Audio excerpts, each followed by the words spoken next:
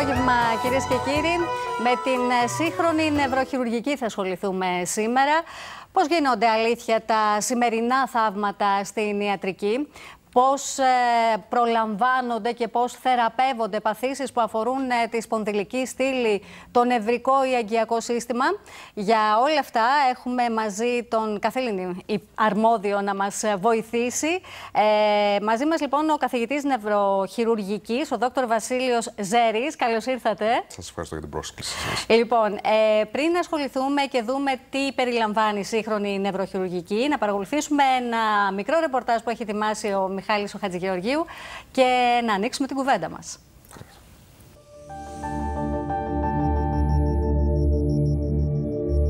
Νευροχειρουργική ονομάζεται η ειδικότητα της ιατρικής, η οποία ασχολείται εκτός από την πρόληψη και τη διάγνωση, κυρίως με τη χειρουργική θεραπεία και την αποκατάσταση παθήσεων που προσβάλλουν οποιοδήποτε τμήμα του νευρικού συστήματος. Η νευροχειρουργική είναι μια από τις ταχύτερα εξελισσόμενες ειδικότητες χάρη στην πρόοδο της τεχνολογίας, του εξελιγμένου χειρουργικού εξοπλισμού και της ανάπτυξης των ηλεκτρονικών υπολογιστών και προγραμμάτων. Αν και πρόκειται για μια ειδικότητα που είναι πλέον συνυφασμένη με την τεχνολογία, εντούτοις έχει τις ρίζες της στην αρχαία ελληνική ιστορία, με καταγραφές από τις πρώτες νευροχειρουργικές επεμβάσεις να έχουν γίνει τη μινωική περίοδο μετά από ευρήματα κρανίων όπου φαίνεται να υπήρξε σε αυτά ανθρώπινη παρέμβαση.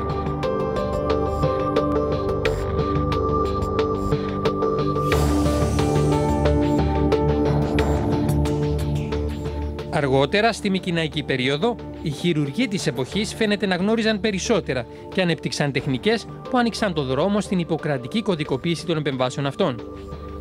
Ο Ιπποκράτης αναφέρεται μέσα από τα γραπτά του στις παθήσεις του εγκεφάλου και του νοτιαίου ομίλου και αναπτύσσει τεχνικές που αφορούν βλάβες στον εγκέφαλο, καθώς παρουσιάζει επίσης ειδικά εργαλεία που απαιτούνται για τις επεμβάσεις αυτού του είδους. Με την πάροδο του χρόνου, διάφορες μορφές της ιατρικής, κυρίως στους Αλεξανδρινούς χρόνους, είχαν τη δυνατότητα να μελετήσουν και να αναπτύξουν θεωρίες όσον αφορά την ανατομική και φυσιολογική μελέτη του νευρικού συστήματος, προσφέροντας έτσι γνώση σε μεταγενέστερους γιατρούς της αρχαιότητας όπως τον Γαληνό, ο οποίος με τη σειρά του θα ασχοληθεί περαιτέρω με τη χειρουργική και την τραυματιολογία.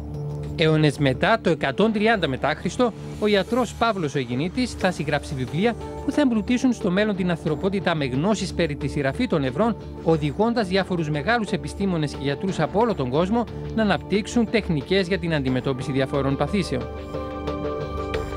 Σήμερα, μετά από τόσους αιώνες, η νευροχειρουργική έχει προχωρήσει σε θεαματικά αποτελέσματα σε παθήσεις που αφορούν τη σπονδυλική στήλη, την αντιμετώπιση όγκων καθώς και αγκιακών παθήσεων των κεφάλων.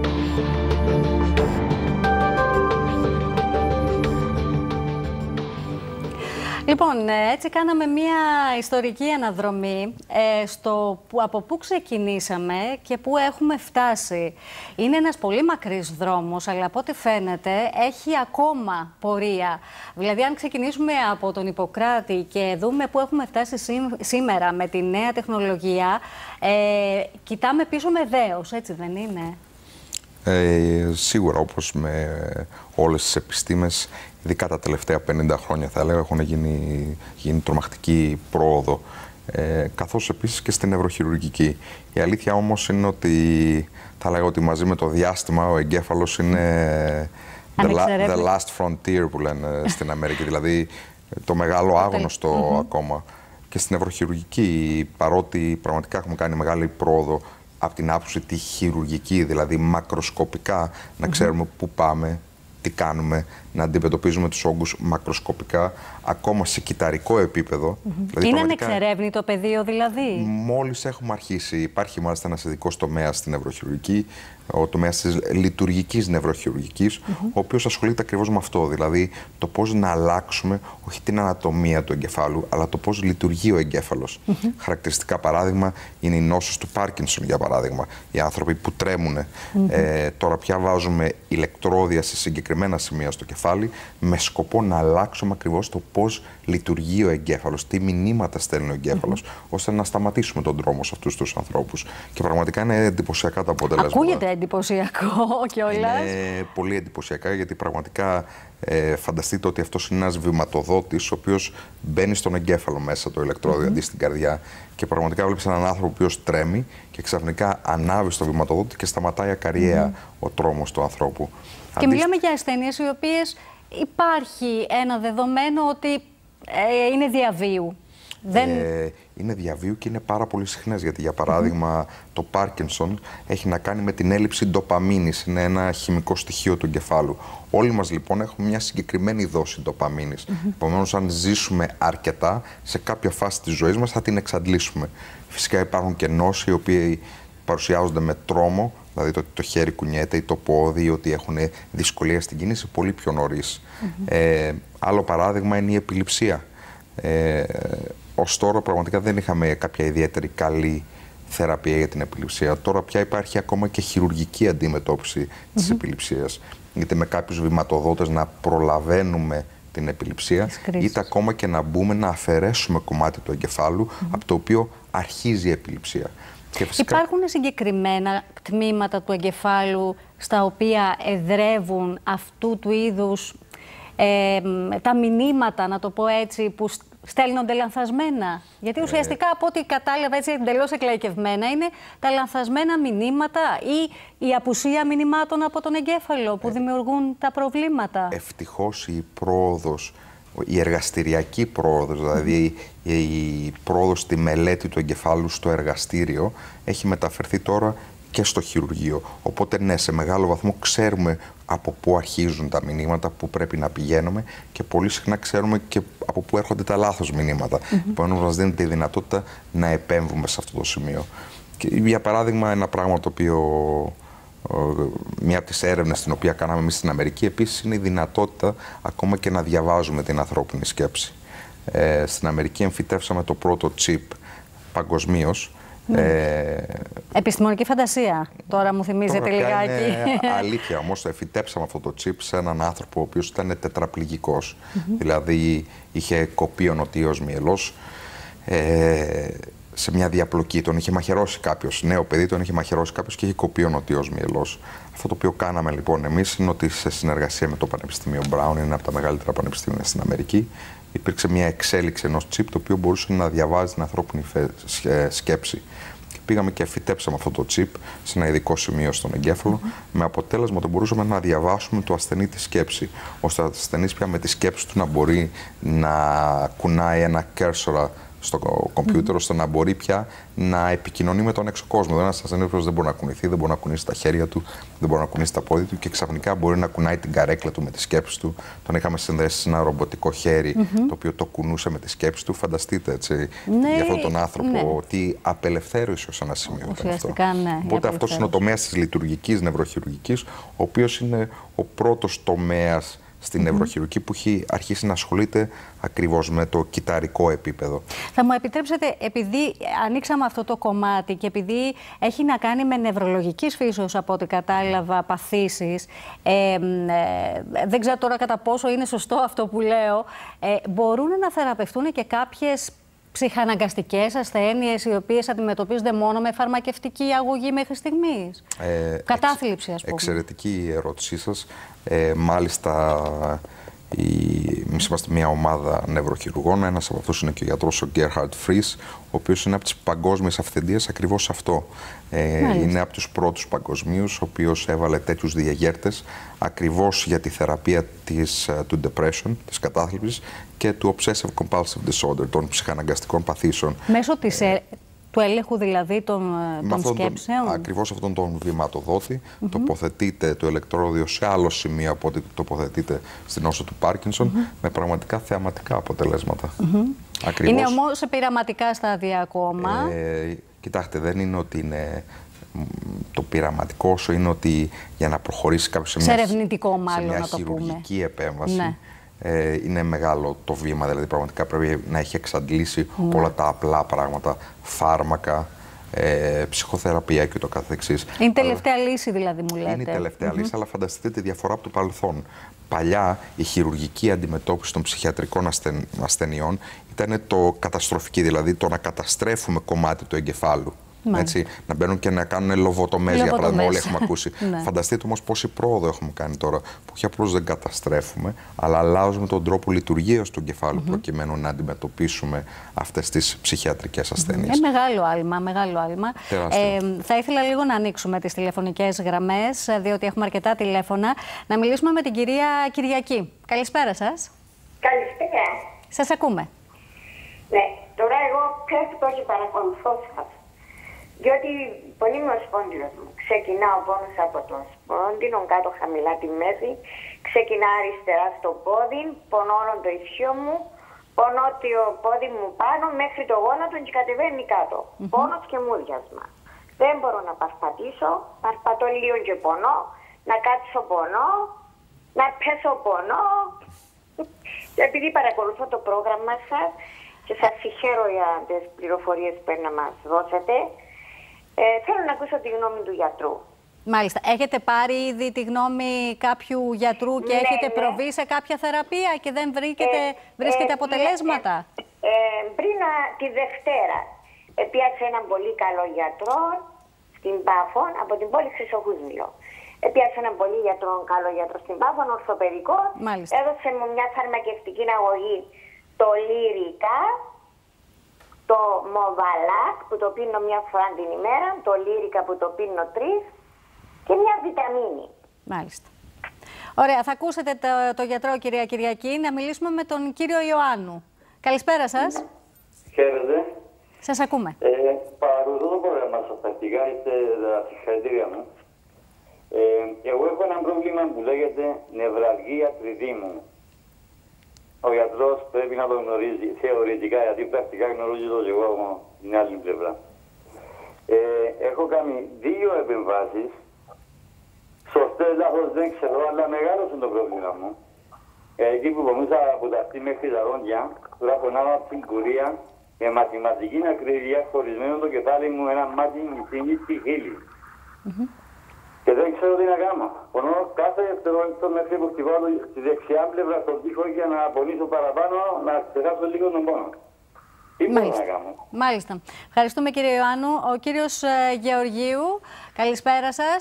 Θα ζητήσω έτσι πάρα πολύ ευγενικά να μην αναφερόμαστε σε ονομασίες φαρμάκων, ούτε σε ονομασίες γιατρών για ευνόητους λόγους. Σας ευχαριστώ πολύ. Κύριε Γεωργίου, σας ακούμε. Ναι, καλησπέρα. Είμαι πατέρας παιδιού με αυτισμό και διάβαζα πριν 10 χρόνια σε έναν έγκριτο επιστημονικό περιοδικό ότι ο αυτισμός είναι μια θρόμβωση και ότι σε ένα μέρος στην Αμερική θα γίνεται εγχείρηση, θα κάνουν επέμβαση για τον αυτισμό. Αυτό, γιατρέ, ή έχετε κάτι νέο εσείς ανακαλύψει σε σχέση με τον αυτισμό? Μάλιστα. Ευχαριστούμε πολύ, κύριε Γεωργίου. Από όπου θέλετε μπορούμε να ξεκινήσουμε. Νομίζω πραγματικά εξαιρετικές οι ερωτήσεις. Να αρχίσουμε με την πρώτη, η οποία είναι τα προβλήματα με τη σπονδυλική στήλη. Θεωρώ είναι το πιο κοινό πράγμα που αντιμετωπίζουμε. Και είναι και μία από τις υποειδικότητές μας. Όπως λέει και το απόφθεγμα, το γύρα σου και έρχεται μόνο του. Και είναι αλήθεια αυτό, δυστυχώς. Με τα χρόνια σχεδόν όλοι οι άνθρωποι, μεγάλοι άνθρωποι κυρίως, αντιμετωπίζουν προβλήματα με τη σπονδυλική του στήλη. Το καλό είναι ότι έχουμε εξαιρετικές θεραπείες, όχι καλές, εξαιρετικές θεραπείες. Και θέλω να εστιάσω σε κάποια πολύ συγκεκριμένα σημεία. Πρώτον, ένα κοινό πράγμα που βλέπουμε, ότι όλοι οι ασθενείς έρχονται και μας λένε: γιατρέ, έχω πρόβλημα με τη σπονδυλική σου στήλη, αλλά φοβόμουν να έρθω γιατί μου είπε ο γείτονας, η θεία μου, ο ξάδελφος, ότι μην ακουμπήσεις σπονδυλική στήλη, θα μείνεις παράλυτος. Μάλιστα, και υπάρχει, το καθεξής, έτσι. Υπάρχει αυτή να πω ότι αυτό δεν ισχύει. Τα αποτελέσματα τώρα πια είναι θεαματικά. Οι μεθόδες οι οποίες έχουμε φέρει από την Αμερική είναι πάρα πολύ αποτελεσματικές και πάρα πολύ ασφαλείς. Άρα αυτό δεν ισχύει, όπως όλα τα πράγματα. Παλιά το να πας στην Αμερική ήταν ένα ταξίδι 2 εβδομάδων με το πλοίο, έτσι. Αυτό δεν ισχύει πια με την πρόοδο της τεχνολογίας, με τις τεχνικές. Τώρα πια πας σε 12 ώρες στην Αμερική με το αεροπλάνο. Ναι. Κάτι αντίστοιχο συμβαίνει και με τη σπονδυλική στήλη. Δηλαδή, ίσως παλαιότερα, με τις παλιές χειρουργικές τεχνικές οι οποίες υπήρχαν, να ήταν πράγματι επικίνδυνο, πράγματι οι περισσότεροι ασθενείς να μην γινόντουσαν καλύτερα. Αυτό σήμερα είναι η εξαίρεση. Σήμερα με τη σύγχρονη χειρουργική της σπονδυλικής στήλης είναι εξαιρετικά τα αποτελέσματα. Άρα αυτό είναι το πρώτο, ότι δεν ισχύει αυτό. Πραγματικά έχουμε εξαιρετικές θεραπείες, οι ασθενείς γίνονται καλύτερα. Πολύ σπάνια να δούμε έναν ασθενή ο οποίος όχι να γίνει χειρότερα, να μην γίνει καλύτερα. Έτσι. Οπότε πραγματικά έχουμε θεαματικά αποτελέσματα. Το δεύτερο σημείο να πω ότι τουλάχιστον ο τρόπος με τον οποίο εμείς βλέπουμε ένα ασθενή είναι ότι πάντα πηγαίνουμε από τα απλά στα πιο σύνθετα. Δηλαδή όταν μπορούμε, η πρώτη λύση δεν είναι το χειρουργείο. Και έχουμε συγκεκριμένα πρωτόκολλα από την Αμερική με τα οποία μπορούμε και βοηθάμε πολλούς ασθενείς να αποφύγουν το χειρουργείο. Ένα χαρακτηριστικό παράδειγμα είναι αυτό που φαντάζομαι ότι συμβαίνει με την κυρία. Το πιο πιθανό είναι ότι έχει πίεση σε κάποιο νεύρο και γι' αυτό και έχει τον πόνο ο οποίος τρέχει στο πόδι, το μούδιασμα και ούτω καθεξής. Κάποιο νεύρο έχει πιεστεί στη σπονδυλική της στήλη. Συνήθως στους μεγάλους ανθρώπους αυτό είναι είτε γιατί υπάρχει στένωση, δηλαδή ο σωλήνας μέσα από τον οποίο περνάνε τα νεύρα είναι πιο στενός, είτε έχει βγει κάποιος δίσκος και πιέζει κάποιο νεύρο. Για αυτές τις περιπτώσεις παλαιότερα η μόνη λύση ήταν το χειρουργείο όντως. Τώρα πια έχουμε διάφορες εγχύσεις, για παράδειγμα τις επισκληρίδιες εγχύσεις, με τις οποίες βάζουμε κάποια ειδικά μείγματα στον επισκληρίδιο χώρο, όπως κάνουν οι έγκυες γυναίκες στην επισκληρίδιο αναισθησία, το ίδιο πράγμα, και έχουμε εξαιρετικά αποτελέσματα. Οι περισσότεροι ασθενείς μπορούν και αποφεύγουν το χειρουργείο.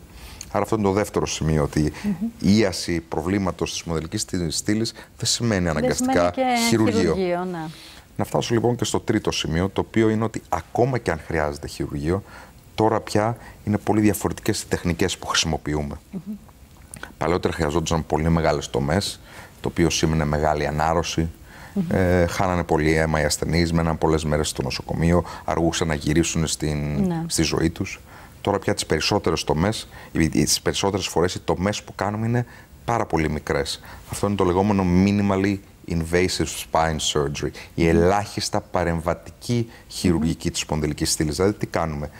Θεραπεύουμε το πρόβλημα χειρουργικά, αλλά με πολύ μικρές τομές, ώστε ο ασθενής πονάει πολύ λιγότερα, φεύγει από το νοσοκομείο πολύ γρηγορότερα, αμέσως σηκώνεται και περπατάει και συνάμα και το κόστος είναι λιγότερο, γιατί δεν χρειάζεται να μείνει στο νοσοκομείο τόσο πολύ, οι ώρες του χειρουργείου είναι λιγότερες.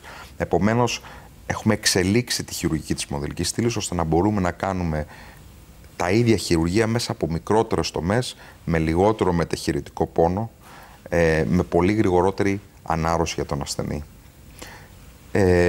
Τέλος, το τελευταίο σημείο να πω είναι ότι η χειρουργική της σπονδυλικής στήλης έχει κάνει ένα κύκλο, θα έλεγα. Ακόμα και τώρα σε πολλά μέρη θεωρούν ότι όσο πιο σύνθετο το χειρουργείο, τόσο πιο καλά θα πάει ο ασθενής. Με αποτέλεσμα ότι βλέπουμε πολλούς ασθενείς, ειδικά εμείς στο γραφείο μας, οι οποίοι έχουν χειρουργηθεί και τους έχουν βάλει βίδες, λάμες.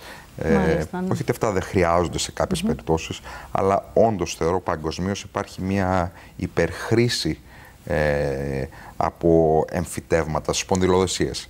Βλέπουμε πάρα πολλούς ασθενείς οι οποίοι έχουν υποστεί μια σπονδυλοδεσία χωρίς κάποιο προφανή λόγο. Άρα γι' αυτό θα έλεγα ότι έχει γυρίσει ένας κύκλος. Εκεί που παλιά λέγαμε ότι όσο πιο σύνθετο το χειρουργείο, τόσο πιο καλά θα πάει ο ασθενής.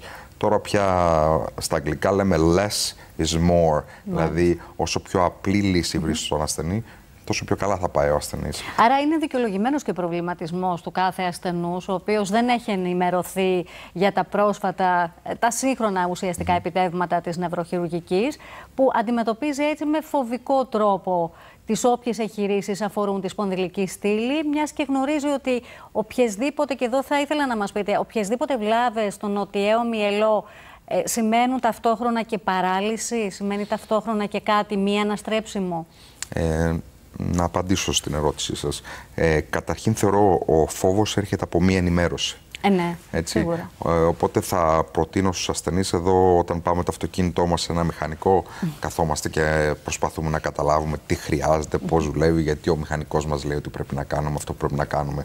Θεωρώ ότι οι ασθενείς οφείλουν να πάνε και να διαβάσουν για την πάθησή τους. Δόξα τω Θεώ, υπάρχει πολύ μεγάλη πληροφόρηση σήμερα με το διαδίκτυο και ακόμα και ασθενείς, αν είναι μεγάλης ηλικίας, είμαι σίγουρος ότι πιο πολλοί έχουν παιδιά, εγγόνια κτλ. Θα τους πω επίσης ότι με το διαδίκτυο μπορούν σήμερα να ψάξουν τον κάθε γιατρό. Άρα μπορούν να ενημερωθούν αν ο γιατρός στον οποίο θα πάνε είναι ένας έγκυρος γιατρός. Σχεδόν όλοι οι γιατροί τώρα πια έχουν ιστιοσελίδες και σχεδόν για όλους τους γιατρούς υπάρχουν και σχόλια στο διαδίκτυο για το αν είναι καλοί γιατροί, πώς πήγανε κτλ. Υπάρχει το feedback που λένε. Ακριβώς. Όπως επίσης θεωρώ ότι δεν είναι παράλογο να ρωτήσεις έναν γιατρό πόσες φορές έχει κάνει αυτό το χειρουργείο.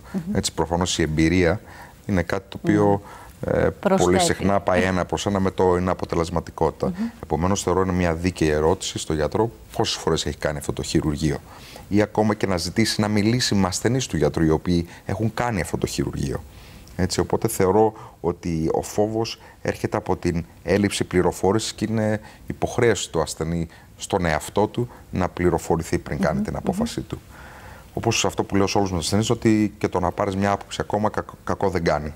Έτσι, δηλαδή το να πάρουν άλλη μια άποψη δεν είναι ένα κακό πράγμα. Τώρα αφορά το αν η βλάβη στο νοτιό μυελό οδηγεί σε παράλυση. Είναι βασικό να καταλάβει οι άνθρωποι ότι άλλο η σπονδυλική στήλη και άλλο ο νοτιός μυελός. Η σπονδυλική στήλη είναι στην ουσία τα θεμέλια του σώματος. Έτσι είναι τα κόκαλα, οι σύνδεσμοι, οι δίσκοι πάνω στους οποίους έχει χτιστεί το σώμα μας. Μέσα στη σπονδυλική στήλη τρέχει ο νοτιός μυελός και τα νεύρα. Έτσι, άρα η σπονδυλική στήλη είναι και ο σκελετός του σώματος, συνάμα όμως είναι και το προστατευτικό κάλυμα του νοτιαίου μυελού. Η αλήθεια είναι ότι ο νοτιός μυελός, όπως και ο εγκέφαλος, είναι κομμάτι του κεντρικού νευρικού συστήματος. Τι διαφορά έχει το κεντρικό νευρικό σύστημα από το περιφερειακό νευρικό σύστημα, που είναι τα νεύρα? Είναι ότι όντως σε μεγάλο βαθμό, δεν θα πω 100%, σε μεγάλο βαθμό, πολλές φορές οι τραυματισμοί στο κεντρικό νευρικό σύστημα είναι μη αναστρέψιμοι. Γι' αυτό λοιπόν και υπάρχει αυτή η πεποίθηση ότι τραυματισμός στο νοτιό μυελό σημαίνει παράλυση.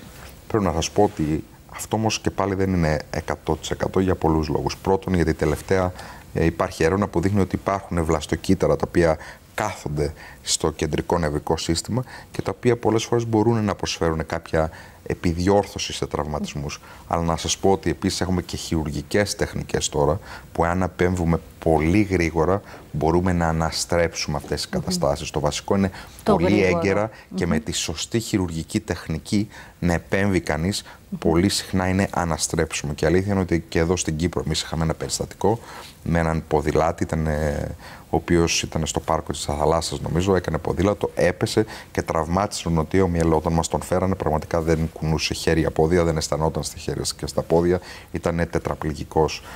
Ευτυχώς ήρθε νωρίς και πολύ γρήγορα τον πήγαμε στο χειρουργείο του, κάναμε μια εξειδικευμένη χειρουργική πράξη στην οποία πήγαμε και απελευθερώσαμε τον νοτιό μυελό από το πίσω μέρος της σπονδυλικής στήλης. Συγχρόνως του σταθεροποιήσαμε και το κάταγμα το οποίο είχε και με χαρά να πω ότι αυτός ο ασθενής σήμερα περπατάει και έχει επανέλθει στη φυσιολογική του ζωή.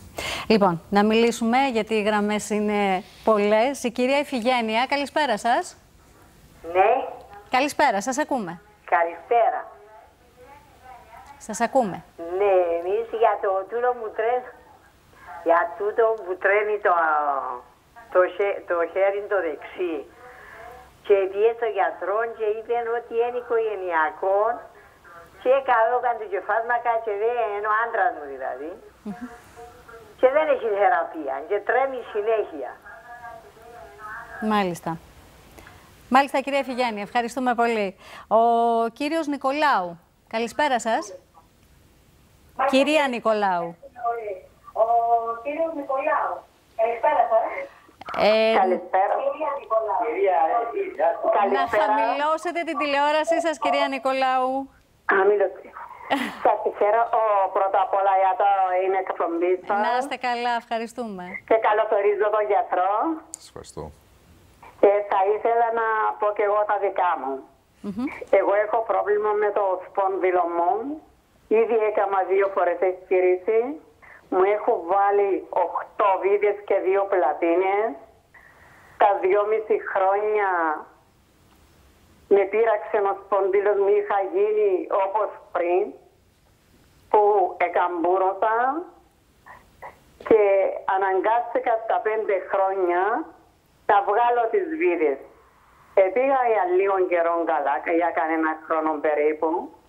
Και τώρα με πειράζει ο σπόνδυλος μου σχεδόν ολόκληρος και ο αυχένας μου. Και έχω και πολλούς πονοκεφάλους που τον αυχένα. Και ο σπόνδυλος μου με πιάνει και πιάνει κάτω τα βουλιά, πιάνει γενικά το κόκκαλο και έρχεται γόνατα και πάει κάτω. Να παπατήσω 20 μέτρα, 30 δεν μπορώ. Πρέπει να σταματήσω να περπατώ. Και το περπάτημα μου είναι με μπαστούνι. Μάλιστα, κύριε Νικολάου, θα σας απαντήσω. Ευχαριστώ και θα ήθελα και το τηλέφωνο του γιατρού, σας παρακαλώ. Από το τηλεφωνικό κέντρο. Ευχαριστούμε πολύ. Η κυρία Ευρυπίδου, λίγο σύντομα θα ήθελα να είσαστε. Λίγο σύντομοι. Μάλιστα, σας ακούμε. Συγχαρητήρια για την εκπομπή σας. Έχουμε ένα θέμα σήμερα. Διότι παρακολουθώ σας αρχικά. Να είστε καλά. Και συγχαρητήρια στον γιατρό. Ευχαριστώ. Έχω δύο προβλήματα. Έναν εγώ και έναν η γυναίκα μου. Η γυναίκα μου σηκώνεται το πρωί. Είναι όπως την πέρδικα να πούμε. Πασπατά, άνετα τον αντατό, μετά 4-5 ώρες πώς να κάνει δουλειά στο σπίτι. Και αν είναι κάτι μέσα στο γουλί της όπως το ρεύμα. Και πρέπει κάθε τόσο να ξεκουράζεται για να μπορέσει να παρπατήσει. Επειδή είμαι σε δύο γιατρούς, ο ένας είπε να της βάλει ενέσεις και ενεδεχτικές, ο άλλος είπε να κάνει φυσιοθεραπείες. Ήθελα τη δική του άποψη του γιατρού, αν είναι εύκολο. Μάλιστα. Και σχετικά με το δεύτερο πρόβλημα που έχω εδώ εγώ αποκλειστικά, αν είναι της αμμουζοίδας του γιατρού, έκανα εγχείρηση τα γόνατα μου πριν 11 μήνες και τα 2 και σχεδόν είμαι καθυλωμένος στα ρούχα, πασπατώ μόνο με μπαστούνι. Αν είναι της δικής του αρμοδιότητας. Μάλιστα. Και 4 γιατρούς εκτός που το χειρουργήσοντα που με κάνουν εγχείρηση, μου είπαν ότι είναι γεμάτα τα γόνατα μου φλεγμονές. Θέλω την δική του άποψη του γιατρού, αν μπορεί. Μάλιστα. Ευχαριστούμε πολύ και ο κύριος Παναγίδης. Καλησπέρα σας. Μάλιστα, ο κύριος Παναγίδης. Ναι, σε μένα μιλάτε. Βεβαίως, σας ακούμε. Έχω τη γυναίκα μου από τα 55 της επιληψία. Επαναλάβετε, κύριε Παναγίδη. Η κυρία μου από τα 55 της έπαθε επιληψία. Επιληψία, μάλιστα, ναι. Και από τότε συνέχισε και έπαθε και ψυχολογικά και ξέρω εγώ και συνεχίζαμε και μετά έπαθε ένα σπόνδυλος της, την χειρουργήσαμε, της έβαλαμε 4 πλατίνες, αλλά τώρα την πονάει το πόδι. Εν τω μεταξύ τώρα μας είπαν οι γιατροί, άλλος γιατρός μου λέει ότι πηγαίνει προς το Αλτσχάιμερ, ξεχνάει λίγο, πηγαίνει προς το Αλτσχάιμερ, άλλοι δεν μου λένε, άλλοι είναι μια νόσος, είναι ξέρω εγώ, και πίνει για το αυτό που ξεχνάει πίνει τα χάπια τα επίξα και για την επιληψία πίνει τα κέπρα. Να μην αναφέρουμε ονόματα, κύριε Παναγίδη μου. Ευχαριστώ πολύ. Θα σας απαντήσει ο γιατρός. Να είστε καλά. Λοιπόν, έχουμε τις περιπτώσεις αυτές. Έτσι, καταρχήν, να απαντήσω και στους προηγούμενους, γιατί ακόμα δεν τελειώσαμε με τους πρώτους τρεις. Οπότε... Υπάρχει μια μεγάλη ουρά τηλεφώνων που μας περιμένει. Θα προσπαθήσουμε να είμαστε και εμείς σύντομοι και οι τηλεθεατές. Να πω καταρχήν για τον δεύτερο, πριν προχωρήσουμε στις κοινωνιστές, ο δεύτερος άνθρωπος ο οποίος μίλησε για τον πόνο του τριδήμου. Ευτυχώς έχουμε εξαιρετικές θεραπείες για τον πόνο του τριδήμου. Ο πόνος του τριδήμου, το χαρακτηριστικό του είναι ότι σταματάει στη μέση. Το τρίδημο νεύρο είναι αυτό το οποίο φέρνει την αίσθηση στο πρόσωπο. Και υπάρχουν 3 κλάδοι του τριδήμου. Ένας που πηγαίνει ψηλά, ένας στη μέση και ένας χαμηλά. Αλλά το χαρακτηριστικό είναι ότι σταματάει στη μέση. Δηλαδή το δεξιό τρίδημο νεύρο είναι στη δεξιά πλευρά του προσώπου, το αριστερό στην αριστερή. Υπάρχουν 3 χειρουργικές θεραπείες. Αν θυμάμαι, είχε κάνει 2 χειρουργία. Ο άνθρωπος δεν μας είπε ακριβώς ποια, αλλά είναι κυρίως 3 χειρουργικοί τρόποι αντιμετώπισης. Ο ένας είναι ότι πηγαίνουμε στο γάγλιο, εκεί που μαζεύονται οι νευρικές ίνες του τρίδημου νεύρου και τις απενεργοποιούμε. Αυτό γίνεται με το να περάσουμε μία βελόνα από το πρόσωπο και να περάσουμε μέσα στη βάση του κρανίου, να πάμε στο γάγλιο, στο κεντρικό σημείο που μαζεύονται οι ίνες και μετά είτε με ρεύμα, με θερμοκρασία, με κάποια χημική ουσία ή με την πίεση από ένα μπαλόνι μπορούμε να απενεργοποιήσουμε αυτές τις νευρικές ίνες. Αυτό είναι ο πρώτος τρόπος. Το καλό με αυτόν τον τρόπο είναι ότι είναι άμεση ανακούφιση. Ο δεύτερος τρόπος είναι με κρανιοτομή, δηλαδή πάμε και ανοίγουμε το κρανίο και πολύ συχνά ο λόγος για τον οποίο ο κόσμος έχει πόνο του τριδήμου είναι γιατί υπάρχει κάποιο αγγείο το οποίο πάει και ακουμπάει πάνω στο τρίδημο νεύρο. Και όπως χτυπάει η καρδιά και το αγγείο χτυπάει σαν ένα μικρό σφυρί το νεύρο με αποτέλεσμα να το ερεθίζει και ο κόσμος να έχει πόνο. Αυτό το λοιπόν το οποίο κάνουμε σε αυτή την περίπτωση είναι ανοίγουμε χαμηλά το κρανίο, βρίσκουμε το νεύρο και στην ουσία βάζουμε ένα μαξιλαράκι ανάμεσα στο αγγείο και στο νεύρο. Η τρίτη θεραπεία είναι η ακτινοχειρουργική. Εκεί πάμε και ακτινοβολούμε ένα πολύ συγκεκριμένο σημείο του νεύρου, με αποτέλεσμα ότι λόγω της ακτινοβολίας να απενεργοποιείται. Η κάθε θεραπεία έχει τα καλά της και τα κακά της. Η πρώτη θεραπεία, είπαμε, έχει το καλό ότι είναι άμεση ανακούφιση, είναι σχετικά εύκολη, έχει όμως μια μέση διάρκεια, θα έλεγα. Η δεύτερη θεραπεία, η χειρουργική, έχει το κακό ότι είναι χειρουργείο, πρέπει να κάνουμε κρανιοτομή. Το καλό όμως είναι ότι όταν ανταποκριθεί κανείς σε αυτή τη θεραπεία, είναι συνήθως σε φόρου ζωής σχεδόν. Η τρίτη θεραπεία έχει το καλό είναι κάτι πάρα πολύ απλό, δεν είναι καν χειρουργικό. Ακτινοβολούμε, αλλά δυστυχώς αν και δουλεύει καλά, ένα μεγάλο ποσοστό των ασθενών, έως και 50% των ασθενών, μέσα σε 5 χρόνια έχει επιστρέψει ο πόνος. Η τρίτη περίπτωση, η οποία συζητήσαμε, ήταν ο κύριος που είχε ένα παιδάκι με αυθισμό. Δυστυχώς να πούμε ότι αυτή τη στιγμή δεν υπάρχει χειρουργική θεραπεία για τον αυθισμό. Άρα η απάντηση είναι ότι δεν υπάρχει χειρουργική θεραπεία για τον αυτισμό αυτή τη στιγμή. Λοιπόν, τώρα να πάμε τώρα για τις τρεις τελευταίες ερωτήσεις. Ένα, να πω ότι να αρχίσουμε με τον τελευταίο κύριο, ότι για τα γόνατα δυστυχώς δεν είμαι ειδικός, είναι κάτι το οποίο αφορά κυρίως ορθοπαιδικούς. Άρα ότι έχει να κάνει με τις κλειδώσεις, ισχύα, γόνατα, ώμους, αγκώνες, είναι καθαρά θέμα των ορθοπαιδικών χειρουργών κυρίως. Για την επιληψία μας είπε άλλος τηλεθεατής, που είχαμε πει κιόλας. Ακριβώς. Εδώ πέρα είναι υπάρχουν πολλές μορφές επιληψίας και αλήθεια είναι το ποσοστό που είναι χειρουργικό είναι γύρω στο 10%. Εντάξει. Άρα θα έπρεπε να ξέρουμε ακριβώς τι είδους επιληψία έχει, να μην βρίσκει βοήθεια με τα απλά πράγματα όπως τα φάρμακα, και τότε πια, εάν είναι μία από τις περιπτώσεις που χειρουργείται, θα μπορούσε πιθανόν. Το είπαμε και προηγουμένως ότι είναι η τελευταία επιλογή.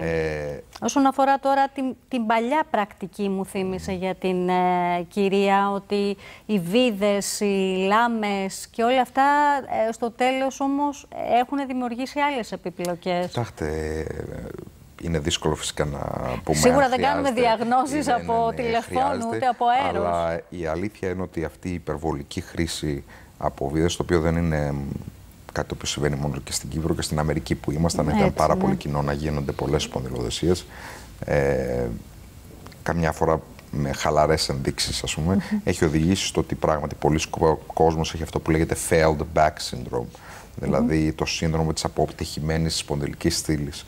Ευτυχώς σήμερα έχουμε αναπτύξει τεχνικές ακόμα και αυτό να το αντιμετωπίσουμε, είτε χειρουργικά, δηλαδή να μπούμε να κάνουμε ένα καινούριο χειρουργείο, να διορθώσουμε τα προβλήματα τα οποία υπάρχουν, είτε ακόμα εάν δεν μπορούμε να το κάνουμε αυτό ή αν αυτό αποτύχει, υπάρχουν πια μεθόδοι με τις οποίες μπορούμε να καλύψουμε αυτόν τον πόνο.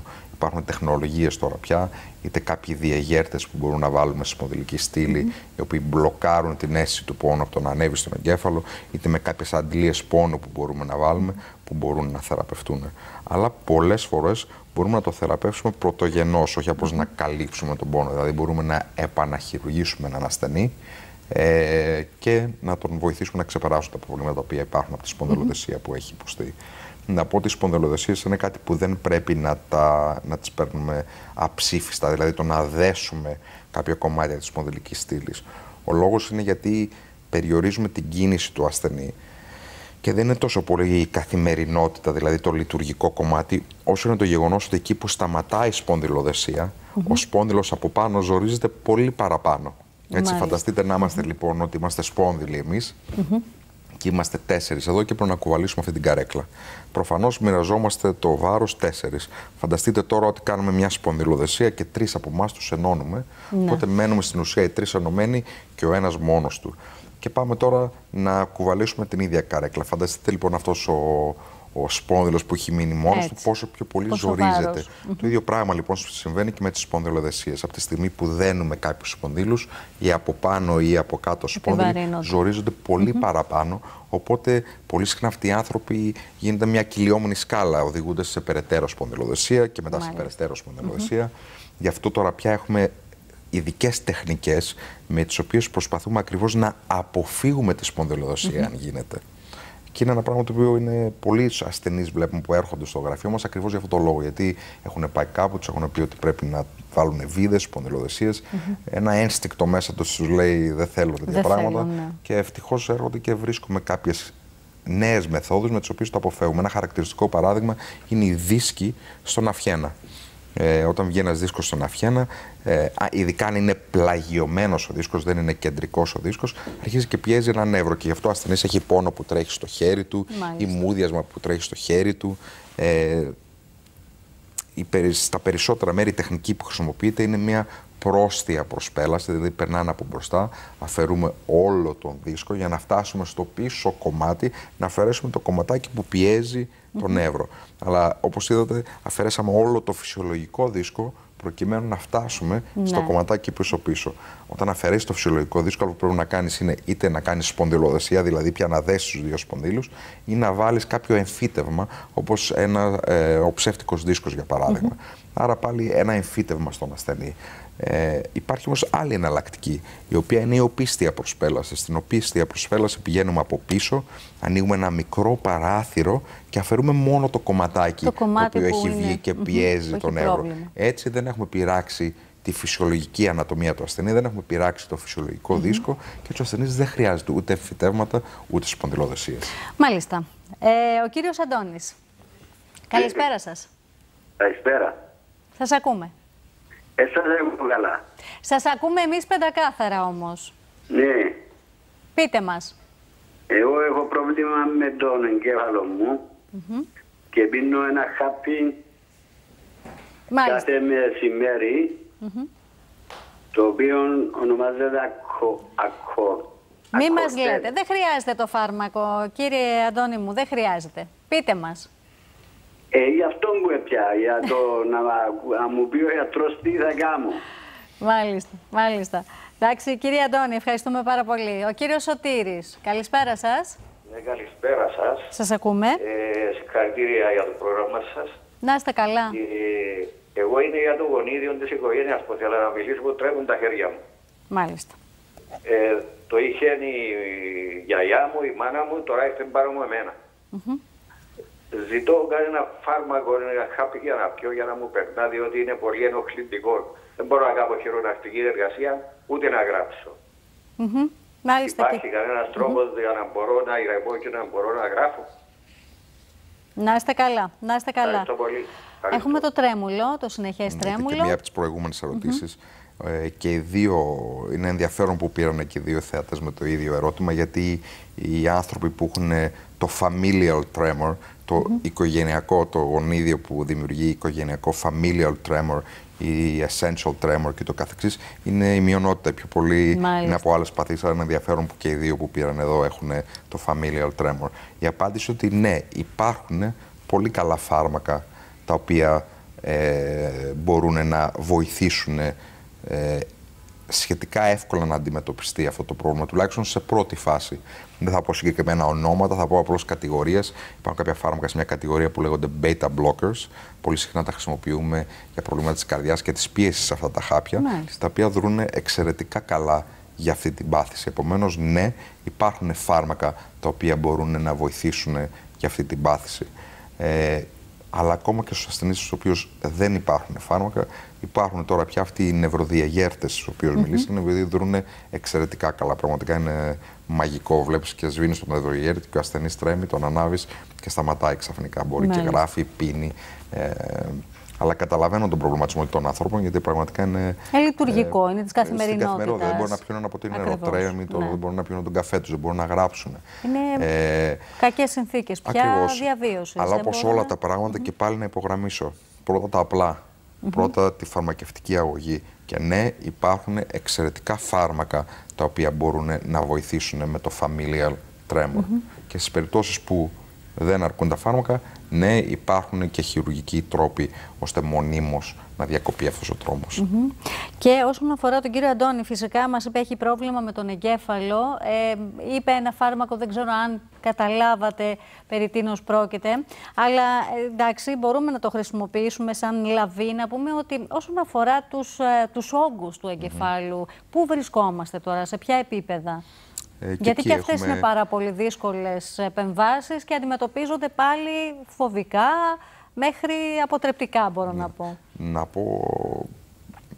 Να κάνω αρκετά σχόλια γύρω από το θέμα. Πρώτον απ' όλα να πω ότι ναι, και στους όγκους εγκεφάλου έχουμε κάνει πολύ μεγάλη εξέλιξη. Δεν πάει να πει ότι μπορούμε να γιάνουμε όλους τους όγκους, αλλά εν πάση περιπτώσει μπορούμε τουλάχιστον ακόμα και στους πιο δύσκολους όγκους να παρατείνουμε τη ζωή των ασθενών και πολύ βασικό να παρατείνουμε και την ποιότητα της ζωής των ασθενών. Να σας δώσω μερικά παραδείγματα της προόδου που έχουμε κάνει. Ένα παράδειγμα είναι οι όγκοι της υπόφυσης, όγκοι που βρίσκονται στο κέντρο του εγκεφάλου, τα οποία φαντάζεστε ότι όταν είσαι στο κέντρο ή στη βάση του εγκεφάλου είναι δύσκολο να φτάσει κανείς, επικίνδυνο και ούτω καθεξής. Μάλιστα πριν δείχνατε ένα βιντεάκι, το οποίο ήταν ακριβώς αυτό. Είναι μια ασθενή με όγκο της υπόφυσης που είχα χειρουργήσει στις ΗΠΑ, στην οποία τώρα πια μπορούμε και αφαιρούμε αυτούς τους όγκους με μια μικρή κάμερα. Έτσι, κάμερα. Ναι, φανταστείτε παλαιότερα για να τους αφαιρέσει κανείς έπρεπε να ανοίξει το κρανίο, να μπει, να φτάσει σε αυτό το σημείο. Αργότερα δημιουργήθηκαν τεχνικές με τις οποίες κόβαμε τους ασθενείς κάτω από το χείλος και φτάναμε στον εγκέφαλο. Τώρα πια έχουμε νέες τεχνικές με τις οποίες με μία μικρή κάμερα περνάμε μέσα από τη μύτη και φτάνουμε στον εγκέφαλο και αφαιρούμε τον όγκο με μία μικρή κάμερα. Τεράστια διαφορά, φαντάζεστε. Ο ασθενής έρχεται, το κάνει και πηγαίνει σπίτι του την επόμενη μέρα. Άλλο παράδειγμα είναι οι τεχνικές της βάσης του κρανίου. Τι είναι οι τεχνικές της βάσης του κρανίου? Φανταστείτε ότι ο εγκέφαλος, εμείς στα χειρουργία τον βλέπουμε ότι κοιμάται και ο σκοπός μας είναι να μην τον ξυπνήσουμε όταν κάνουμε τη δουλειά μας, έτσι, να μην τον ενοχλήσουμε. Οπότε μπαίνετε πολύ με χειρουργικές κυριολεκτικά κινήσεις. Ακριβώς, με μικροχειρουργικές, με τη χρήση του μικροσκοπίου. Η βάση του κρανίου τι είναι? Είναι προσπελάσεις, ειδικοί τρόποι να φτάσουμε στον εγκέφαλο, με τις οποίες προσπαθούμε να αποφύγουμε το να τραβάμε τον εγκέφαλο, να τον σπρώχνουμε, να τον ξυπνάμε. Έτσι, οπότε, να τον ενοχλείτε. Οπότε πια αφαιρούμε κομμάτια της βάσης του κρανίου προκειμένου να έρθουμε κάτω από τον εγκέφαλο.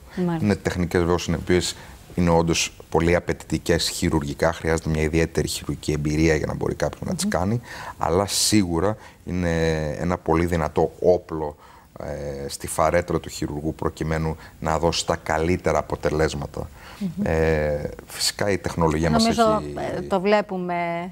Ναι, βλέπουμε ακριβώς τον τρόπο που γίνεται. Είναι η ασθενής η οποία ήταν και από τις πρωτοπόρες στην Αμερική που μπήκαμε από τη μύτη και αφαιρέσαμε τον όγκο με μια μικρή κάμερα. Η τεχνολογία βεβαίως μας έχει βοηθήσει πάρα πολύ. Έχουμε μικροσκόπια τώρα πια. Στην Αμερική όλες οι μικροχειρουργικές επεμβάσεις γίνονται με τη χρήση του μικροσκοπίου, όπου πια μας επιτρέπει να βλέπουμε σε μεγέθυνση τα πάντα, με πολύ καλύτερο φωτισμό. Επομένως μπορούμε και αποφεύγουμε τα επικίνδυνα σημεία και εστιάζουμε σε αυτά τα οποία πρέπει να αφαιρέσουμε. Επίσης έχουμε τώρα κάτι το οποίο είναι ο λεγόμενος νευροπλοηγός, για παράδειγμα, το οποίο είναι στην ουσία ένα GPS, το οποίο μας βοηθάει να πάμε κατευθείαν εκεί που είναι το πρόβλημα, από το να ψάχνουμε που είναι το πρόβλημα. Όλα αυτά σημαίνουν πολλά πράγματα. Πρώτον απ' όλων ότι μπορούμε και αφαιρούμε όγκους που παλαιότερα δεν μπορούσαμε. Μπορούμε και έχουμε πολύ καλύτερα αποτελέσματα, δηλαδή αφαιρούμε τους όγκους με λιγότερες επιπλοκές για τους ασθενείς. Και επίσης ότι η ανάρρωση είναι σαφώς γρηγορότερη για τους ασθενείς. Όπως βλέπετε, ένα κοινό σημείο για όλη τη χειρουργική, είτε είναι σπονδυλική στήλης είτε είναι εγκεφάλου, είναι η ανέμακτη, η εύκολη, η χωρίς πόνο ανάρρωση του ασθενή. Δηλαδή έχουμε καλύτερα αποτελέσματα με πολύ λιγότερη ταλαιπωρία για τον ασθενή. Σίγουρα, όταν από τη μία μέρα γίνεται και μετά φεύγει ο ασθενής στο σπίτι του για τέτοιες επεμβάσεις, οι οποίες στο παρελθόν ούτε καν το σκεφτόταν πότε θα γύριζε σπίτι και πότε θα μπορούσε να αναρρώσει. Λοιπόν, να μιλήσουμε με τον κύριο Μιχάλη. Καλησπέρα σας. Ο Μιχάλης είμαι. Συγχαρητήρια για την εκπομπή σας και να θέλω να καλωσορίσω και τον γιατρό. Ευχαριστώ. Είναι σχετικά με το γιο μου.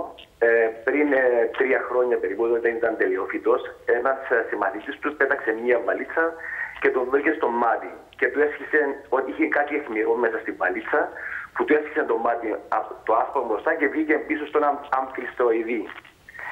Και ο γιος μου έκανε 3 μεγάλες επεμβάσεις για να σώσουμε το μάτι.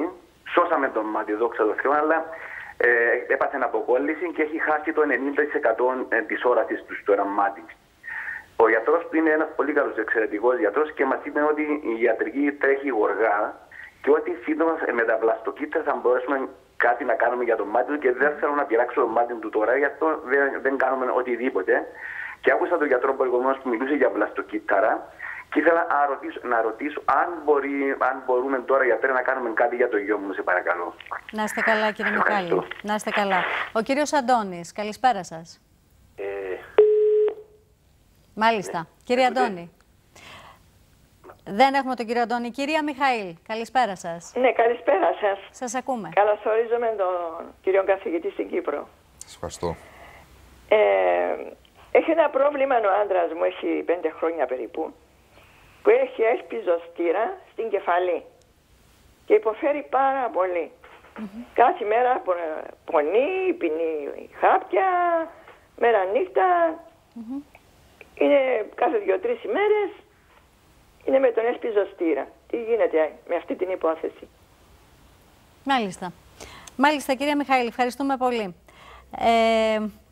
Για τον κύριο Μιχάλη, για το μάτι τώρα δεν ξέρω κατά πόσο είναι στις αρμοδιότητές σας. Κοιτάξτε, δεν είμαι οφθαλμίατρος, αλλά θεωρώ για τα βλαστοκύτταρα. Ακριβώς, το ερώτημά του είναι πάρα πολύ καλό, γιατί είναι ο ρόλος των βλαστοκυττάρων. Και εγώ θεωρώ ότι τα βλαστοκύτταρα στα επόμενα χρόνια θα βοηθήσουν να αποκαταστήσουμε πάρα πολλές ασθένειες. Είτε αυτή είναι η σκλήρηση κατά πλάκας, είτε είναι οι τραυματισμοί στο νοτιό μυελό, είτε είναι σε άλλα όργανα. Αλλά θα ήθελα λίγο να προειδοποιήσω τους ασθενείς στην απελπισία τους να μην μπουν πολύ γρήγορα στο θέμα των βλαστοκυττάρων. Ακόμα είναι σε ερευνητικό σημείο. Και δυστυχώς έχω δει και εγώ, όχι ο ίδιος να το έχω κάνει, αλλά έχω δει να συμβαίνει όπου ασθενείς πάνω στην απελπισία τους, για παράδειγμα ένας ασθενής ο οποίος τραυματίζεται και γίνεται τετραπληγικός, τον πείθουν να πάει να βάλει βλαστοκύτταρα ή κάποια άλλη θεραπεία, και φυσικά τα αποτελέσματα δεν είναι αυτά τα οποία ευελπιστούν. Άρα τα βλαστοκύτταρα δυστυχώς ακόμα δεν θεωρώ ότι είναι θεραπείες τις οποίες μπορούμε να βασιστούμε ως γνωστές θεραπείες που ξέρουμε τα αποτελέσματα, ξέρουμε τις παρενέργειες. Επίσης, να πω ότι πολύ συχνά ακούμε ασθενείς οι οποίοι πηγαίνουν σε διάφορες χώρες όπως η Κίνα, η Ρωσία, με την υπόσχεση ότι τα βλαστοκύτταρα θα αποκαταστήσουν το πρόβλημά τους. Και πολύ συχνά μου δείχνουν κάποιο βιντεάκι κτλ. Να θυμούνται ότι υπάρχει λόγος που αυτά τα βλαστοκύτταρα, για παράδειγμα, δεν είναι θεραπείες οι οποίες προσφέρονται στην Ευρώπη ή στην Αμερική, έτσι, όπου οι κανόνες του τι μπορείς να κάνεις σαν ασθενή είναι πολύ αυστηροί. Ενώ σε τέτοιες χώρες οι κανόνες είναι πολύ πιο χαλαροί. Και για τον έναν ασθενή που βλέπουν στο διαδίκτυο, ο οποίος έχει πάει καλά, μπορεί να υπάρχουν χίλιοι οι οποίοι όχι απλώς δεν πήγανε καλύτερα, αλλά γίνανε και χειρότερα από τις θεραπείες που τους δίνουν. Άρα η απάντησή μου στα βλαστοκύτταρα είναι ναι. Θεωρώ ότι υπάρχει πολύ καλό μέλλον για τα βλαστοκύτταρα. Θεωρώ ότι πράγματι πολλοί τομείς της ιατρικής θα ωφεληθούν τρομακτικά, και φυσικά οι ασθενείς τρομακτικά, από την ύπαρξη των βλαστοκυττάρων, αλλά με πάρα πολύ προσοχή. Δεν νομίζω ότι ακόμα έχουμε όλη την έρευνα η οποία χρειάζεται. Η έρευνα έχει δύο μεγάλα κομμάτια. Το ένα κομμάτι είναι το αν είναι αποτελεσματική η θεραπεία, αλλά το άλλο μεγάλο κομμάτι είναι το ότι δεν κάνει κακό η θεραπεία.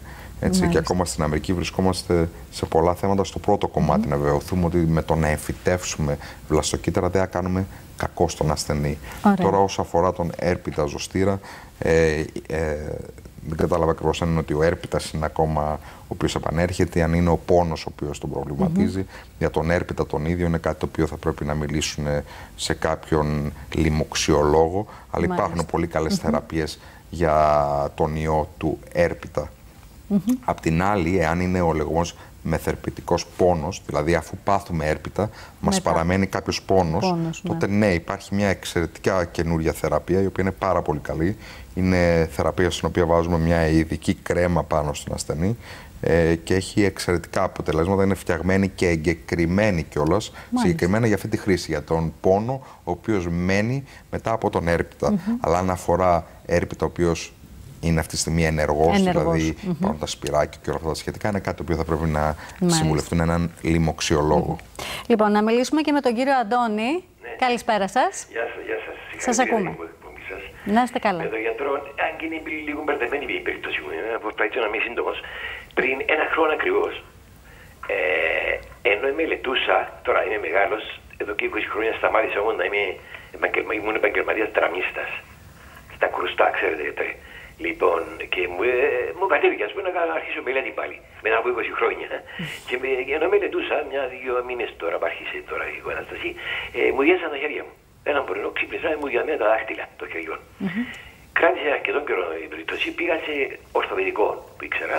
Μου λέει μια περίπτωση του καρπιού σωλήνα κλπ. Να το δούμε με τον νευρολόγο. Η ηλεκτροδιάγνωση δεν έδειξε που αποτελεί μεγάλο, μόνο τα κέρια. Μου λέει θα κανονίσει με ορθοπαιδικό. Μου κάνει την εγχείρηση, μου λέει σε 5-6 μήνες θα σου περάσει. Τέλος πάντων είναι τώρα πέραν των 6 μήνων και δεν μου πέρασε ακόμα. Τελείως. Αντίθετα άρχισαν και τα πόδια. Τα δάχτυλα των ποδιών μου και μου διάζουν και αυτά. Δεν μου διάζουν, είναι μουδιαμένα συνεχώς. Συνεχώς τώρα. Παίρνω, δεν ξέρω αν θέλετε αν μπορώ να πω το χάπι. Όχι, προτιμώ να μην μας πείτε τα φάρμακα. Είναι νευρολογικής φύσεως, ξέρει ο έτος, φαντάζομαι. Το παίρνω αρκετών καιρών τώρα. Τώρα τελευταίο μου είναι και ένα άλλο υγρό, ω3, ω6 συνδυασμός. Και προσπαθούμε με αυτό ακόμα. Αλλά είναι τώρα γιατί συνεχίζει το πράγμα. 6 μήνες, 9 μήνες, χωρίς καν να τα κουράζω ή να κάνω καμιά κακή κρίση, να πούμε, των χεριών και των ποδιών. Και όμως το μουδιασμα είναι συνεχές. Τώρα νομίζω ότι εξαρτάται από εσάς. Έχω το τηλέφωνο το προσωπικό σας να σας πάρω να μιλήσουμε. Μάλιστα, κύριε Αντώνη. Να είστε καλά. Ευχαριστούμε εμείς. Και ο κύριος Γεωργίου. Καλησπέρα σας. Ναι, καλησπέρα. Σας ακούμε. Θέλω να παρουσιάσω την δική μου περίπτωση στο γιατρό για να μου πει τη γνώμη του. Θα το εκτιμούσα λίγο σύντομα. Ναι, βασικά είμαι νευροπαθής. Έχω κάνει πριν 1 χρόνο περίπου δεύτερη μεταμοσχευσή στο νεφρό. Είχε προχωρήσει απάνω μου η οστεοπόρωση λόγω των φαρμάκων που έπινα. Και από το καλοκαίρι εμφανίστηκαν πάνω μου κατάγματα λόγω υψηλής οστεοπόρωσης. Ξεκίνησαν λίγα, δυστυχώς δεν τα εντόπισαν έγκαιρα ή δεν δόθηκε τόση σημασία, τέλος πάντων. Από το φθινόπωρο που έκανα το πρώτο MRI, ο σπόνδυλος μου είναι γεμάτος κατάγματα και βρίσκομαι στο δίλημμα αν θα πρέπει να μπω στη διαδικασία των ενέσεων με τσιμέντ, όπως λέγεται, με σκληρητικών αυτών υλικών που προτείνουν σήμερα οι νευροχειρούργοι. Μέχρι σήμερα περιορίζομαι στο σπίτι, αρκετές ώρες στο κρεβάτι, κάνω φυσιοθεραπεία καθημερινά. Δεν είδα σημαντική βελτίωση, προσπαθώ να συντηρήσω το σώμα μου. Ο νεφρός στο μόσχευμα πάει πολύ καλά, αλλά έχω πολύ δυνατούς πόνους και συνεχείς ενοχλήσεις. Δεν έχω στα άκρα οποιασδήποτε ενοχλήσεις, αλλά μου παίρνει το δίλημμα τώρα με τις ενέσεις, γιατρέ. Πόσο αποτελεσματικές είναι στην περίπτωση αυτής της πολλαπλής κατάστασης πάνω στο σπόνδυλο. Φανταστείτε ότι έχω σχεδόν σε όλους τους σπονδύλους κατάγματα. Και θα ήθελα τη γνώμη σας. Μάλιστα, κύριε Γεωργίου, θα σας απαντήσει ο γιατρός μετά το διαφημιστικό όμως διάλειμμα. Πάμε σε ένα διαφημιστικό διάλειμμα.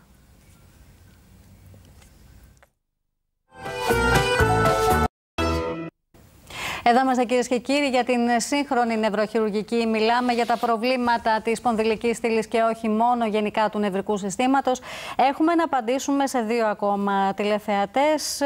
Ο πρώτος κύριος έχει μουδιάσματα και ο δεύτερος κύριος νευροπαθής με τα πολλαπλά κατάγματα. Για τον πρώτο κύριο να πούμε φυσικά ότι πάντα δεν μπορούμε να κάνουμε διάγνωση από την τηλεόραση, απλώς να του πω αυτά τα οποία μου περνάνε στο μυαλό. Όταν ακούμε κάποιον ο οποίος έχει μουδιάσματα, το πρώτο πράγμα είναι ότι όταν άκουσα κάποιον ο οποίος έχει μουδιάσματα με τη μελέτη όταν σκύβει, θεωρώ ότι ήταν όντως λογική η σκέψη του συναδέλφου μου πως έχει καρπιό σωλήνα. Αλλά άλλα πράγματα τα οποία έρχονται στο μυαλό μου είναι μην έχει μυελοπάθεια, δηλαδή λόγω του πως σκύβει να έχει πίεση στο νοτίο μυελό. Άρα είναι ουσιαστικό να ψάξει μη τυχόν και έχει μυελοπάθεια, πίεση του νοτιού μυελού. Αυτό θα μπορούσε να οδηγήσει σε μουδιάσματα στα χέρια και στα πόδια. Αλλά υπάρχει και η λεγόμενη περιφερειακή νευροπάθεια, όπου δηλαδή δεν είναι ότι η πίεση είναι στο νοτίο μυελό, αλλά ότι τα περιφερειακά νεύρα είναι άρρωστα Το χαρακτηριστικό που έχει η περιφερειακή νευροπάθεια είναι ότι ο ασθενής σου λέει ότι είναι σαν να φοράει γάντια και κάλτσες. Άρα το μούδιασμα έρχεται σαν να φοράς γάντια και κάλτσες. Άρα αυτά είναι δύο άλλα πράγματα τα οποία θα έλεγα ότι θα πρέπει να κοιτάξει ο ασθενής. Μη τυχόν και έχει μυελοπάθεια, πίεση στο νοτιό μυελό, κάτι το οποίο είναι αρκετά κοινό και είναι και αρκετά σοβαρό, είναι κάτι το οποίο πρέπει να αντιμετωπιστεί. Και το δεύτερο είναι μη τυχόν και έχει περιφερειακή νευροπάθεια. Το μεν πρώτο μπορούν να το δουν με έναν μαγνητικό του αφιένα. Το μεν δεύτερο μπορούν με ένα ηλεκτρομυογράφημα και νευρογράφημα των περιφερειακών νεύρων. Ο δεύτερος κύριος έχει κάτι το οποίο είναι πολύ κοινό και αξίζει να το συζητήσουμε λίγο πιο εκτενώς. Είναι τα κατάγματα στη σπονδυλική στήλη. Προφανώς ο κύριος χρησιμοποιούσε για πολλά χρόνια κορτιζόνη και ούτω καθεξής και είναι πολύ κοινό για νεφροπαθείς ανθρώπους να έχουν οστεοπόρωση. Άρα σημείο πρώτο είναι ότι πρέπει να αντιμετωπιστεί το πρόβλημα. Το πρόβλημα δεν είναι τα κατάγματα, είναι η οστεοπόρωση. Γιατί όπως έχει κατάγματα στη σπονδυλική στήλη, πολύ εύκολα μπορεί ο ίδιος άνθρωπος να πάθει κατάγματα και στο γοφό. Να πάμε όμως τώρα στο ερώτημα του συγκεκριμένου κυρίου, το οποίο είναι εξαιρετικό. Το οποίο είναι: εγώ έχω κατάγματα παντού. Τι θα κάνω, θα τσιμεντώσω παντού? Αυτό λέγεται σπονδυλοπλαστική ή κυφοπλαστική. Η σπονδυλοπλαστική και η κυφοπλαστική είναι εξαιρετικά καλές θεραπείες για τα κατάγματα της σπονδυλικής στήλης.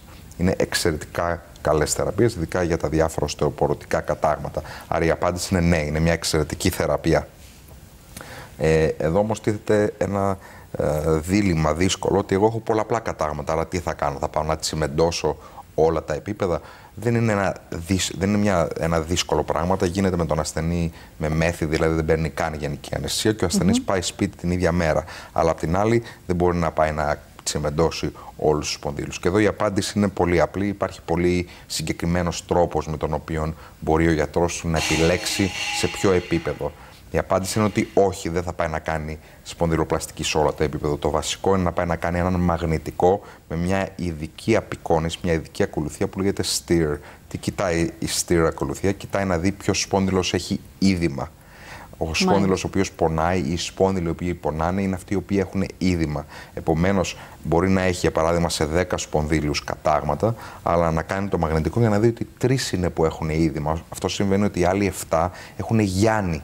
Αυτοί οι σπόνδυλοι, αυτά τα κατάγματα έχουν γιάννη. Άρα δεν μπορεί να είναι το σημείο από το οποίο προέρχεται ο πόνος του. Άρα θα πάει να κάνει τη θεραπεία στους σπονδύλους οι οποίοι έχουν είδημα και οι οποίοι χωροταξικά είναι στο ίδιο σημείο με τον πόνο του. Είναι εξαιρετικό το περιστατικό του κυρίου, γιατί είναι όντως λίγο πιο σύνθετο από τον κοινό ασθενή. Πιο πολλοί ασθενείς πέφτουν σε κάποια μεγάλη ηλικία και σπάζουν ένα σπόνδυλο, κάνουμε το μαγνητικό, δείχνει ότι έχουν είδημα σαν το σπόνδυλο και μπορούμε με ένα πολύ εύκολο, με το να βάλουμε τσιμέντο, ένα ειδικό τσιμέντο μέσα στο σπόνδυλο, να τον σταθεροποιήσουμε και να αισθανθούν καλά. Είναι μια εξαιρετική θεραπεία η σπονδυλοπλαστική και η κυφοπλαστική, η οποία μας επιτρέπει στους μεγάλους ανθρώπους που είναι πολύ κοινά τα κατάγματα στην σπονδυλική στήλη να τους γιάνουμε τον πόνο πάρα πολύ εύκολα. Φανταστείτε ότι πηγαίνουν σπίτι την ίδια μέρα. Στον προκειμένο κύριο όμως, ο οποίος έχει πολλαπλά κατάγματα, θα του έλεγα ότι το σωστό πράγμα είναι να κάνει αυτή τη μαγνητική, την ειδική μαγνητική, να δει ποια από αυτά τα κατάγματα είναι ενεργά και μόνο σε αυτά να πάει να κάνει το τσιμέντωμα. Να ανοίξουμε τις 2 τελευταίες τηλεφωνικές γραμμές, καθώς ο χρόνος μας τελειώνει. Η κυρία Λεωνίδου. Καλησπέρα σας. Καλησπέρα σας. Συγχαρητήρια για το πρόγραμμά σας. Να είστε καλά. Καλώς ορίζω το γιατρό στο πρόγραμμά σας και στην Κύπρο. Σας ευχαριστώ. Εδώ και 8 με 9 μήνες ο σύζυγος μου έχει την νόσο του ALS, νόσος κινητικού νευρώνα. Θα ήθελα να ρωτήσω τον γιατρό αν κατέχει αυτήν την νόσο και κατά πόσον θα μπορούσε να θεραπευτεί, να γίνει κάτι με τα βλαστοκύτταρα. Μάλιστα. Ήδη έχει χτυπήσει τα 2 χέρια, είναι ανάπηρα. Άρχισε από το δεξί και τώρα είναι και στο αριστερό. Και αρχίζουν και χτυπούν και οι μύσεις στα πόδια, στο λαιμόν. Και θα ήθελα να τον παρακαλέσω αν μπορούσε να μας πει οτιδήποτε ξέρει για την νόσον αυτή. Μάλιστα, κυρία Λεωνίδου. Να είστε καλά. Ευχαριστώ πολύ. Εμείς ευχαριστούμε και κυρία Λεύκη. Καλησπέρα σας. Ναι. Σας ακούμε, κυρία Λεύκη. Κοίταξτε, εγώ έχω κάνει 2 φορές. Έχω κάνει 2 φορές μηνυγκίωμα. Μηνυγκίωμα στο σπόνδυλο. Μάλιστα. Τώρα έχω πόνους, φρικτούς πόνους πάνω στα πόδια μου, από τα γόνατα και πάνω. Έχω πάρα πολλούς πόνους, δεν ξέρω τι να κάνω. Μάλιστα. Μάλιστα, κυρία Λεύκη, μου ευχαριστούμε πάρα πολύ. Γιατρέ μου, καταληκτικά να απαντήσουμε στους τηλεθεατές. Η νόσος, το ALS, είναι όντως μια πάρα πολύ σπάνια νόσος. Το άλλο του όνομα είναι Lou Gehrig's disease, η ασθένεια του Lou Gehrig. Ο λόγος είναι ότι ο Lou Gehrig ήταν ένας πάρα πολύ διάσημος παίχτης του baseball, του αμερικανικού ποδοσφαίρου, και ήταν ένας από τους πρώτους διάσημους ανθρώπους οι οποίοι προσβληθήκανε από αυτήν την ασθένεια. Η αλήθεια είναι ότι είναι μια πάρα πολύ δύσκολη ασθένεια με την οποία σιγά σιγά παραλύουν οι διάφοροι μυς του ασθενή. Δυστυχώς δεν υπάρχει θεραπεία αυτή τη στιγμή, δεν υπάρχει κάποιος τρόπος να θεραπευτεί η ασθένεια. Ο ρόλος της ιατρικής αυτή τη στιγμή είναι υποστηρικτικός. Δηλαδή, καθώς παραλύουν οι διάφοροι μυς, δημιουργούνται προβλήματα, η ιατρική έρχεται να υποστηρίξει αυτές τις λειτουργίες. Για παράδειγμα, ένα πρόβλημα που έχουν αυτοί οι ασθενείς είναι ότι αργά σε κάποιο σημείο παραλύει ακόμα και το διάφραγμα, ο μυς, ο οποίος βοηθάει στην αναπνοή. Επομένως, εκεί έρχεται η ιατρική να βοηθήσει με την υποβοηθούμενη αναπνοή, προκειμένου αυτοί οι ασθενείς να μπορέσουν να συνεχίσουν να ζουν και να αναπνέουν. Άρα η απάντηση είναι όχι, αυτή τη στιγμή δεν υπάρχει κάποια θεραπεία για το ALS, αλλά υπάρχουν πολύ καλοί τρόποι να υποστηρίξουμε τους ασθενείς με ALS ως γιατροί, ώστε να έχουν καλύτερη ποιότητα ζωής και μεγαλύτερη διάρκεια ζωής.